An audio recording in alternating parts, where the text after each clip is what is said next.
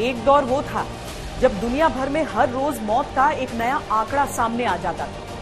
विश्व महामारी की चपेट में था और भारत की आबादी को देखते हुए ये कहा जा रहा था कि भारत में आने वाला समय बहुत खतरनाक साबित हो सकता है। दिक्कतें हुई, लेकिन उन पर नियंत्रण भी हुआ। जब दुनिया वैक्सीन के इंतजार में थी तो भारत ने न सिर्फ अपने नागरिकों के लिए वैक्सीन मुहैया कराई, बल्कि कई दूसरे देशों में भी भेजी।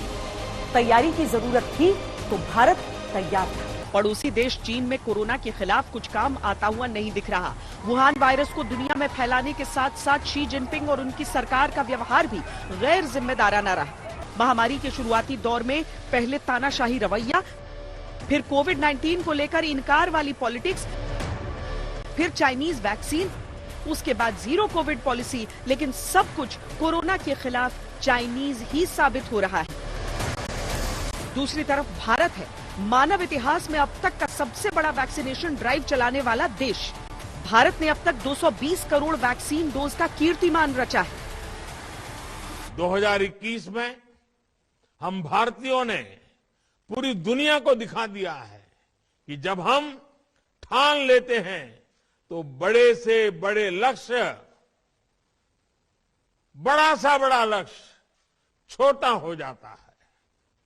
कौन सोच सकता था कि इतने कम समय में भारत जैसा इतना बड़ा विशाल देश, विविधता भरा सा देश, 145 करोड़ से अधिक लोगों को 145 करोड़ से अधिक वैक्सीन डोज दे पाएगा। कौन सोच सकता था कि भारत एक दिन में 2.5 करोड़ वैक्सीन डोज का रिकॉर्ड बना सकता है। भारत ने जो कर दिखाया है वो अमेरिका और उस जैसे बाकी बड़े देशों के लिए भी मुश्किल साबित हो रहा है। किसी भी लक्ष्य को हासिल करने के लिए प्लानिंग और दूरदर्शिता जरूरी होती है। भारत ने 6 सिग्मा सिद्धांत को अपनाते हुए न केवल परफेक्ट प्लानिंग की, बल्कि इसे सटीक तरीके से अमल में भी लाया। कोरोना काल में भारत ने जितनी वैक्सीन डोज अपने नागरिकों को लगाई और मुफ्त में लगाई,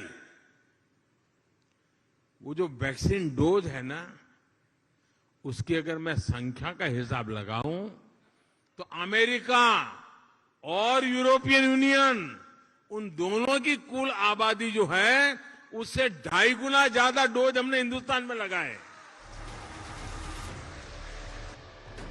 भारत में कोविड-19 टीकाकरण की शुरुआत 16 जनवरी 2021 को हुई। शुरुआती चरण में स्वास्थ्य कर्मियों को, उसके बाद फ्रंटलाइन वर्कर्स को टीका लगाया गया। फिर 60 साल या उससे अधिक उम्र के लोगों को टीकाकरण में शामिल किया गया।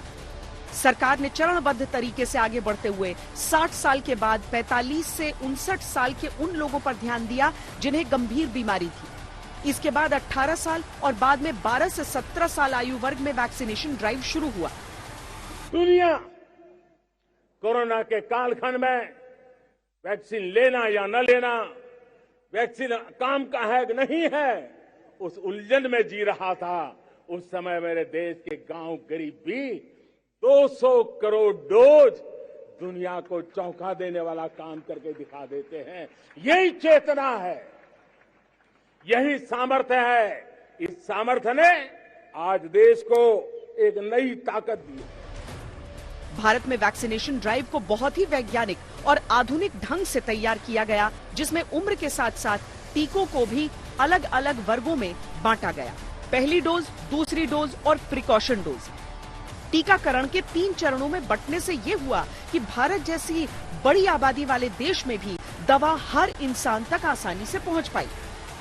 केंद्र सरकार और राज्य सरकार ने साथ मिलकर 220.2 यानी कि 220 करोड़ कोविड वैक्सीन के टीके लगाकर कीर्तिमान स्थापित किया है, जिसमें पात्रता वाले 90% आबादी को दोनों टीके लग चुके हैं और 22.35 करोड़ आबादी को प्रिकॉशन डोज भी दिया जा चुका है। जनवरी 2021 में टीकाकरण की शुरुआत हुई, जिसके बाद से भारत को लगभग 2 साल का समय लगा 200 करोड़ वैक्सीनेशन के आंकड़े को पार करने में।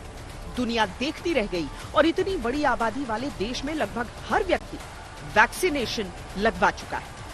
चीन को ये सबक भारत से सीखना चाहिए।